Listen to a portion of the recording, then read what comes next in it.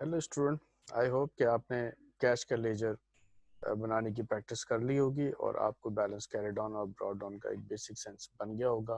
ख्याल रहे कि कैरी डाउन हम उस साइड पे लिखते हैं जहां अमाउंट कम होता है और ब्रॉड डाउन हम हमेशा उस साइड पे लिखते हैं जहां अमाउंट आपके पास हायर साइड के ऊपर होता है। ये आपका एक्चुअल बैलेंस है जो इस अकाउंट के बैलेंस को शो कर रहा है। आज हम कैश के बाद कैपिटल के अकाउंट देखते हैं कि कैपिटल के अकाउंट आप कैसे बनाएंगे। तो कैपिटल के अकाउंट में आपके पास 50,000 का अमाउंट क्रेडिट में आ रहा है, तो आप ये 50,000 का अमाउंट क्रेडिट साइड के ऊपर लिख दें।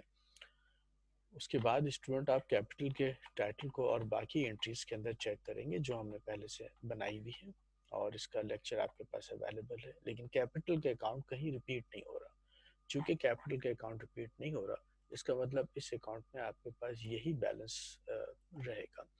अब अगर आप इसको कैरी डाउन ब्रॉड डाउन के प्रोसेस से चलाना चाहते हैं तो आपने दोनों साइड के ऊपर इस तरह से इसको इक्वल कर लेना।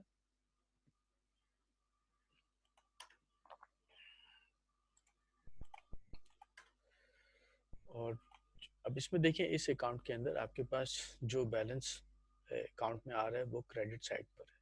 तो अगर मैं बोथ साइड को इक्वल करना चाह रहा हूँ तो मुझे इतना ही अमाउंट इधर बैलेंस कैरी डाउन में लिखना पड़ेगा। और कितना अमाउंट लिखूंगा जो बोथ साइड को इक्वल करने में काम आएगा।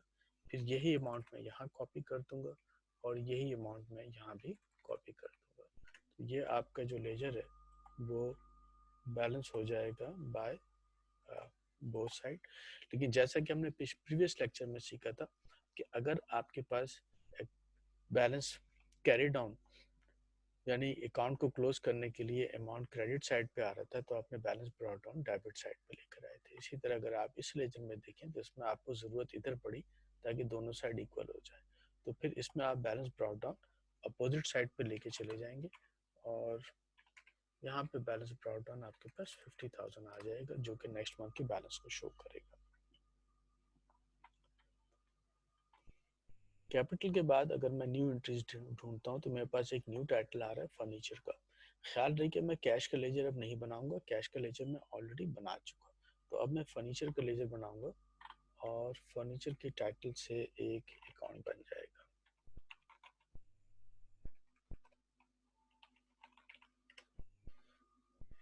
ये जो आप फर्नीचर के टाइटल से अकाउंट को बनाएंगे, इसमें आपने ख्याल रखना है कि सिर्फ फर्नीचर का ही अकाउंट और उसका अमाउंट जो है वो इसमें अपियर होगा। तो फर्नीचर को ज़रा देख लेते हैं। फर्नीचर एक दफ़ा आपके पास सेकंड एंट्री में आ रहा है। इसके बाद स्टूडेंट आपके पास फर्नीचर किसी भी और एंट्री में नहीं आ रहा। मैंने एंट्री ज़्यादा दी हैं ताकि आपको इस चीज़ का सेंस बने कि अगर डिफरेंट टाइटल आ रहे हैं तो वो एक साथ रिकॉर्ड पर आएंगे। तो अब फर्नीचर चूँकि दोबारा रिपीट नहीं हुआ तो फर्नीचर 5,000 से डेबिट में, तो आप यहाँ डेबिट में 5,000 लिख दें। और चूंकि इस अमाउंट में भी आपके पास बोथ साइड के ऊपर कोई और अमाउंट नहीं आ रहा, तो अगर मैं आपसे पूछूं कि इसका बैलेंस कितना होगा तो नेचुरली आप देख सकते हैं कि अगर मैं इतना ही अमाउंट इस साइड के ऊपर लिख दूंगा तो बोथ साइड मेरी इक्वल हो जाएगी।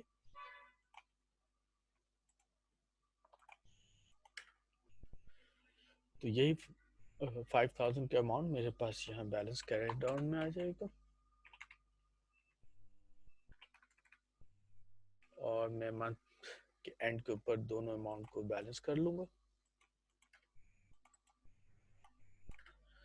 और जैसे कि हमने प्रीवियस लेक्चर में कवर किया था, अगर हमारे पास डेबिट साइड के ऊपर जो अमाउंट अपेयर हो रहा होता है और क्रेडिट साइड पे जो अमाउंट अपेयर हो रहा है, इस हिसाब से अगर हम देखते हैं तो हमारे पास कैरी डाउन का अमाउंट यहाँ आ रहा है। तो मैं एक मरतबा दोबारा दिखा रहा हूँ। अगर आपने बैलेंस खुद से डेबिट साइड पे लिखा था तो लिखा था आपने कैरी डाउन, तो फिर इसको आपने बैलेंस को शिफ्ट कर दिया क्रेडिट साइड के ऊपर।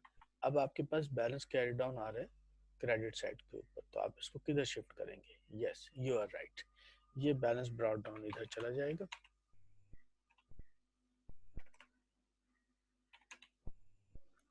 और सेम अमाउंट आपका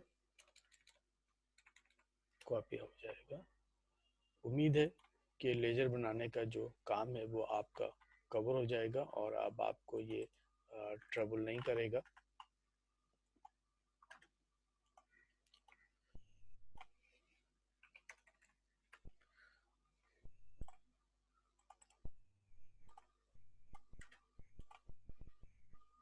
फर्नीचर के अकाउंट की शक्ल बन जाएगी। फर्नीचर के बाद स्टूडेंट मेरे पास इसी तरह मैं अकाउंट परचेज का बनाऊंगा, सप्लाईज का बनाऊंगा, कैश का अकाउंट बन चुका है, मैं बैंक अकाउंट बनाऊंगा। तो मैं इस वक्त आपको परचेज का एक अकाउंट शो कर रहा हूँ, क्योंकि परचेज के अंदर ये 1 2 और कोई 4 के करीब अमाउंट आ रहे हैं, ताकि आप ये देख सकें कि आपके पास अगर डिफरेंट अमाउंट आ रहे होते हैं तो आप उसको कैसे इस्टेब्लिश करते हैं। तो हम एक अकाउंट बना लेते हैं और इसका नाम रख देते हैं परचेजेस।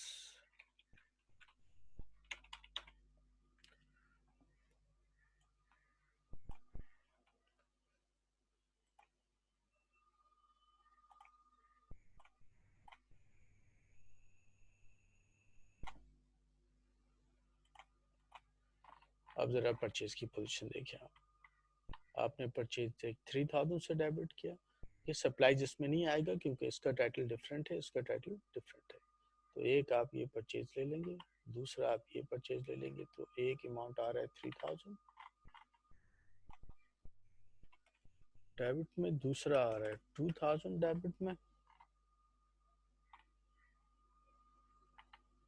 देखें, एक आपका ये 2000 आ गया, एक आपका ये 3000 आ गया। और कोई परचेज देखते हैं। एक परचेज आ रहा है 6000 और एक 11000। तो एक 6000 से डेबिट हो जाएगा और एक 11000 से डेबिट हो जाएगा। 11 के बाद और ढूंढते हैं। 11 के बाद आपके पास और कोई टाइटल नहीं आ रहा, नहीं आ रहा। इसका मतलब ये 4 अमाउंट्स आपके पास परचेज में आए। टाइटल की केयर करनी होती है। टाइटल सिर्फ वही रिपोर्ट में आता है जिससे वो रिकॉर्ड किया गया। डिफरेंट टाइटल एक जगह कंबाइन नहीं करते। अब स्टूडेंट हमें इस लेजर को भी बैलेंस करना है। गौर से देखें, इसमें सारे अमाउंट डेबिट में, क्रेडिट में कोई अमाउंट नहीं। तो अगर मैं आपसे ये कहता हूँ कि आप मुझे मंथ एंड के ऊपर बोथ साइड इक्वल कर दें, तो स्टूडेंट बोथ साइड को इक्वल करने के लिए मुझे जितना अमाउंट डेबिट में है उतना ही अमाउंट क्रेडिट में चाहिए। तो मैं यहाँ पर इसका पहले टोटल ले लूँगा। इसका टोटल आ रहा है 22,000। इसका मतलब अगर मैं दोनों साइड इक्वल करना चाह रहा हूँ तो मैं इस साइड पे भी 22,000 के अमाउंट लिख दूंगा। 22,000 के अमाउंट लिखने से मुझे बेनिफिट ये मिलेगा कि ना both side will be equal. ये वो प्रोसेस है कि अगर कभी भी अकाउंट में सिर्फ वन साइड के ऊपर अमाउंट आ रहा हो तो आप उन सारे अमाउंट का टोटल ले लें, उसी टोटल को दूसरी तरफ आप लिखेंगे ताकि बोथ साइड को आप इक्वल शो कर दें। और से देखिएगा, अब चूंकि बैलेंस कैरी डाउन आपके पास इस साइड के ऊपर आ रहा है, यानी क्रेडिट साइड के ऊपर आ रहा है, तो आप दूसरे मंथ में इसको ओपनिंग में लेके चले जाएंगे as balance brought down. Yes, you are right. और ये अब डेबिट में क्यों आ रहा है?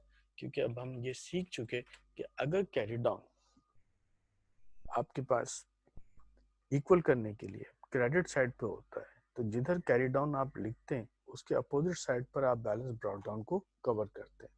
तो अगर आपने balance carry down credit side पे लिखा था तो उसको इक्वल करने के लिए ब्रॉट डाउन आप डेबिट साइड पे लेकर आए। यही चीज़ मैंने आपको यहाँ भी दिखाई थी कि जब कैरी डाउन आपके पास क्रेडिट साइड पे था तो ब्रॉट डाउन डेबिट साइड पर आ गया था।